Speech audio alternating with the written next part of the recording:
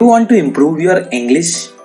We all know that we need to improve our roots to get good fruits. So, to get good fruits of English, we are now going to learn the roots of English. Yes, we are now going to learn tenses today. These are the main fundamental pillar for speaking and writing correct English, and you must learn them properly. Have you ever considered them learning and thought that they are hard to learn or grasp and boring too?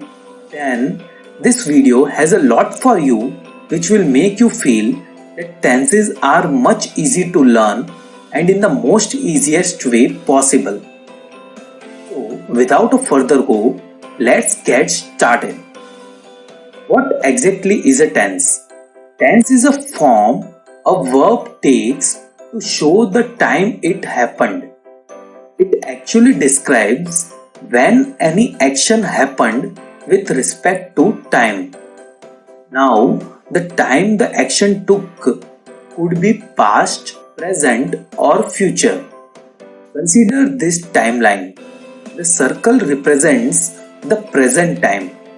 The line left to the circle is the time which has already passed, and the line right to the circle is the future time. Please understand this timeline properly as we are going to use this timeline for understanding when any action took place with respect to time. Now, as time could be past, present, or future, so tenses are divided mainly into three types: past tense, present tense, and future tense. Now, each of these three types have four subtypes: simple, continuous, perfect, and perfect continuous.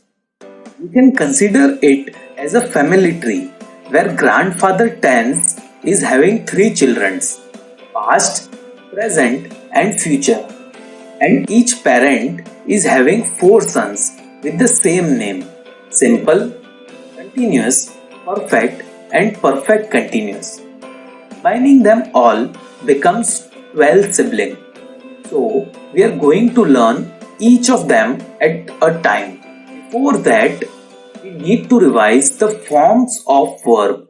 Verbs are mainly divided into 5 forms, which are base form.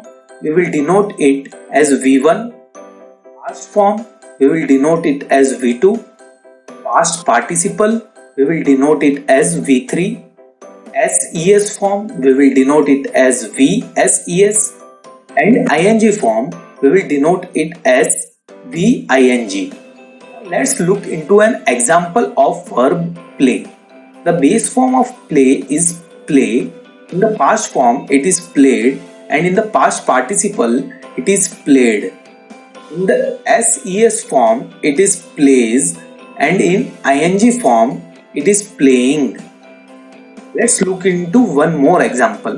Go in the base form is go. Past form, it is went. In the past participle form, it is gone. And in SES form, it is goes. And in ING form, it is going.